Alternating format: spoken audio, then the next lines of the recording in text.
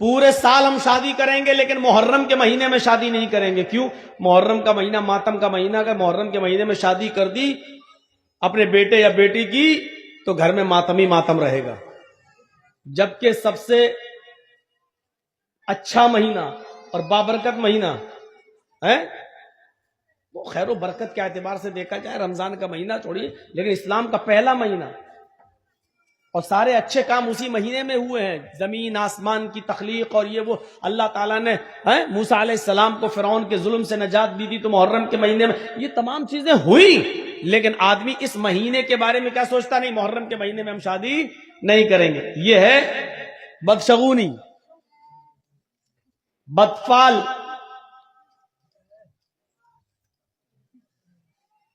گاڑی چل رہی ہے اسپیڈ میں، اچانک بلی راستے سے گزر گئی، روک دی گاڑی. کیا ہوا؟ نہیں، بلی نے راستہ کاٹ دیا.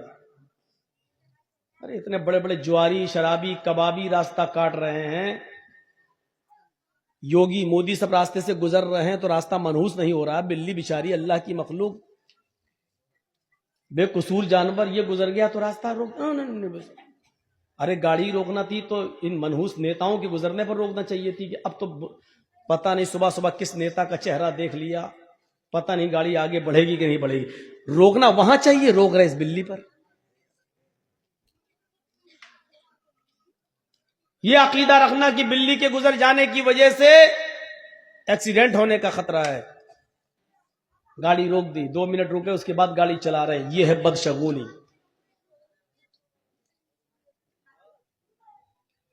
حاجی صاحب حج کرنے جا رہے تھے، راستے سے واپس لوٹ آئے. بیوی نے پوچھا کیا ہوا؟ بلی راستے سے گزر گئی، اب حج نہیں ہوگا، لوٹ آئے. یہ ہے بدشگونی. عرب کے لوگ جب کوئی کاروبار کرتے تھے، کوئی بزنس کرنا چاہتے تھے تو ایک چڑیا پکڑ کے اڑاتے تھے. ایسے چڑیا پکڑی اور ایسے چھوڑ دیا، اگر وہ داہنی طرف گئی، رائٹ سائڈ گئی تو کہتے تھے ہمارا کام بن جائے گا، اچھا بزنس ہوگا، کاروبار اچھا ہوگا. اور اگر وہ بائیں طرف بھاگی تو وہ کام نہیں کرتے تھے. نہیں نہیں نہیں نہیں نہیں، یہ چڑیا الٹی طرف بائیں طرف گئی ہے، اب تو ہمارا کاروبار فیل ہو جائے. نہیں نہیں نہیں، ہم نہیں کریں گے بزنس، اس چڑیا نے بتا دیا کہ ہمیں نقصان ہو. یہ ہے بدشگونی، یہ ہے بدشگونی. اپنے چھوٹے سے بچے کو کھیل رہا ہے، کالا دھاگا لے کر اس کی کمر پہ باندھ دیا. یہ کالا دھاگا اس کو بچائے گا نظر بد سے. یہ ہے بدشگونی. یہ مائیں جو اپنے چھوٹے چھوٹے بچوں کو جو نہلا دھلانے کے بعد ایک کالے رنگ کا کاجل کا ٹیکا لیتی ہیں اور اپنے بچے کے سر پہ یا گال پہ کہیں لگا دیتی ہیں، کالے رنگ کا یہ اس سے کیا ہوگا؟ نظر نہیں لگے گی. یہ ہے بدشگونی.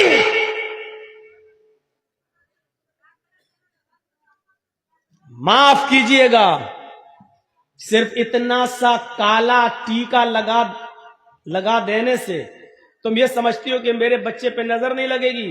ارے اتنا سا کالا ٹیکا کیا، پورا چہرہ بھی اگر تو کالا کر دے گی تب بھی یہ کالا رنگ اس کا کچھ نہیں کر سکتا ہے. اپنے بچے کو نظر بد سے بچانا ہے تو صرف یہ دعا پڑھو، الحمدللہ رب العالمین سے ولا الضالین آمین، اور اس کے بعد میں قل اعوذ برب الفلق اور قل اعوذ برب الناس یہ پڑھ کر اپنے بچوں پر دم کرو 3 مرتبہ صبح اور 3 مرتبہ شام. آپ کے بچے پر نظر نہیں لگے گی. یہ کالے ٹیکے بند کرو.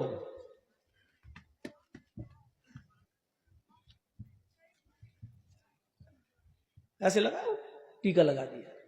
کتنے بچے کھیلتے ہوئے ہماری گود میں آ جاتے ہیں، یہی بہار بنگال کے اندر. اے مولانا صاحب ذرا میرے بچے کے سر پہ ہاتھ پھیر دینا. گود لیا، کالا ٹیکا لگا ہوا ہے، کاجل لگا ہوا ہے. اس عقیدے کے ساتھ کہ کالا ٹیکا لگا دینے سے بچے پہ نظر نہیں لگے گی، غلط. 3 بار سورہ فاتحہ پڑھو، 3 بار قل اعوذ برب الفلق پڑھو، 3 بار قل اعوذ برب الناس پڑھو اور اپنے بچوں پر دم کرو.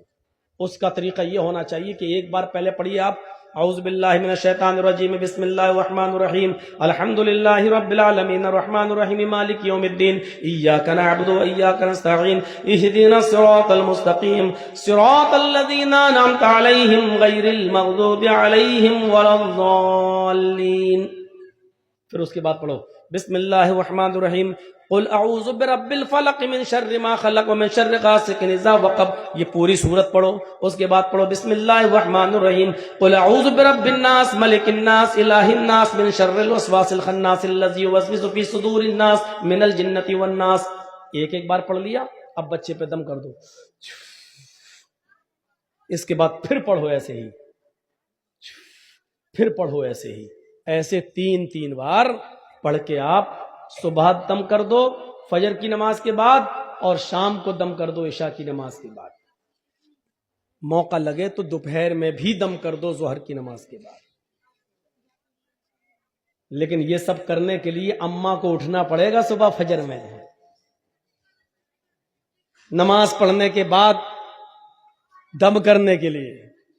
اب ان جھمیلوں سے بچنے کے لیے کچھ کٹھ ملاؤں نے کہہ دیا ہے کالا ٹیکا لگا دو نظر نہیں لگے. سچ بتا رہے ہیں یہی کٹھ ملا الٹی چھری سے کاٹے جانے والے ہیں.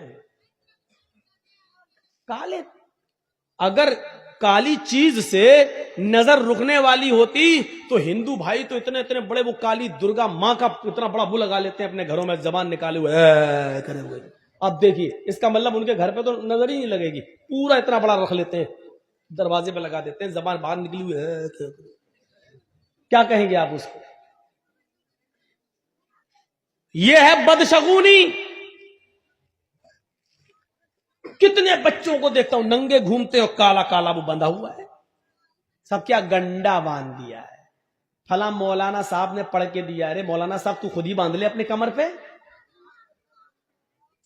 نہ ان گنڈوں سے کچھ ہونا ہے نہ اس ٹیکے سے کچھ ہونا ہے.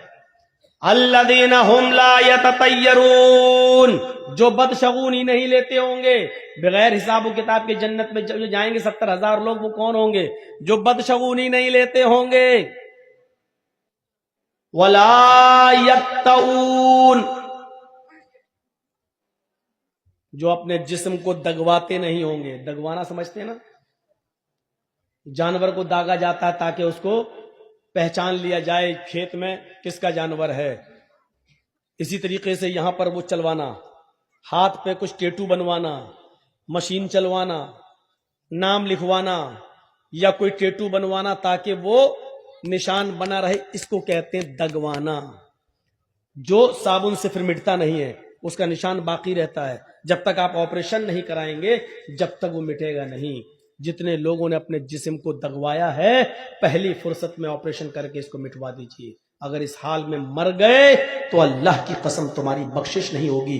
جس کے جسم کو داغا گیا ہو اور اس نے اپنے جسم پر دگوایا ہو, ایسا آدمی اگر مر جائے تو اس کی جنازے کی نماز پڑھنا جائز نہیں ہے اور اس کو مسلمانوں کے قبرستان میں دفن کرنا بھی جائز نہیں. لکھے بیٹھے ہیں اپنی اپنی معشوقاؤں کے نام, لڑکے اور لڑکیاں لکھ بیٹھی ہیں اپنے محبوبوں کے نام. کبھی یہاں لکھ لیا کبھی یہاں دگوا لیا. صاحب دیکھ, کچھ لوگ تیزاب سے بھی لکھ دیتے ہیں, کچھ لوگ چھری سے لکھتے ہیں کاٹ کے. یہ سب دگوانے کے حکم میں شامل ہے. دگوانے کے. شیخ صالح العثیمین کا فتویٰ ہے کہ اگر کسی آدمی کا موت اس حال میں ہوتی ہے کہ اس کے جسم پر ٹیٹو بندھا ہوا ہے, داغا ہوا ہے, تو اس شخص کی نہ تو نماز جنازہ پڑھی جائے گی اور نہ مسلمانوں کے قبرستان میں اس کو دفن کیا جائے گا. کرنے کو تو کچھ بھی کر لو. تو بغیر حساب و کتاب کے جو جنت میں جائیں گے ان میں جو اپنے جسم کو دگواتے نہیں ہوں گے. مدرسے کے بچوں تم لوگ بار بار اٹھ رہے ہو, جاؤ یہاں سے چلو. جس کو جانا ہو یہاں سے جاؤ, جی بار بار اٹھ کر ڈسٹرب مت کرو یہاں پر.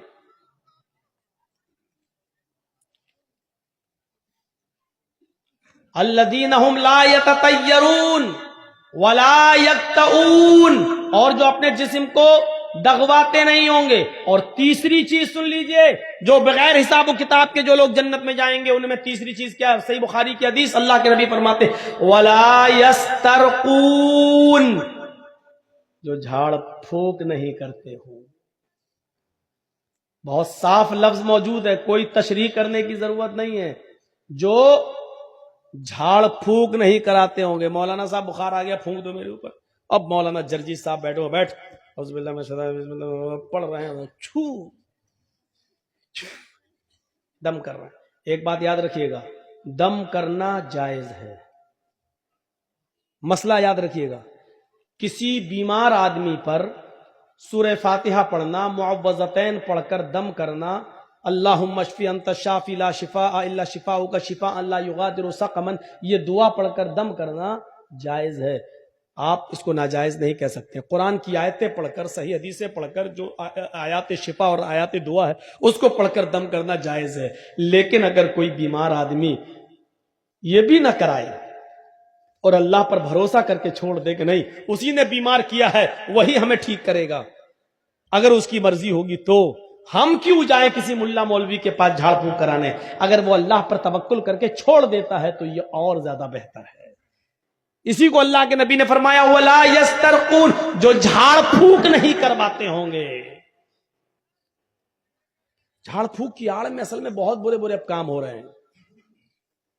مردوں کے ساتھ ساتھ جوان لڑکیاں بھی ملا مولویوں کے سامنے بیٹھ جاتی ہیں کہ پھونک دو میرے اوپر. ہم سمجھتے ہیں, ہمارا باپ سمجھتا ہے لڑکی کا کہ چلو قرآن ہی تو ہے, اللہ کا کلام ہے, اور پھونکنے والا تو مولانا ہے. مولانا تو فرشتہ ہوتا ہے بیچارہ, وہ انسان کہاں ہوتا ہے, وہ تو فرشتہ ہوتا ہے. جس طریقے سے پردہ 10 سال کی عمر کی لڑکی کو, 10 سال سے بڑی لڑکی کو جس وقت 10 سال کی ہو جائے اس کے بعد لڑکی کو اپنا چہرہ بھی چھپانا پڑے گا, اپنے ہاتھ کی ہتھیلیاں بھی چھپانا پڑیں گی, اس کو پردہ کرنا پڑے گا. اور جن لوگوں سے پردہ کرنا ہے ان میں ملا مولوی بھی شامل ہیں.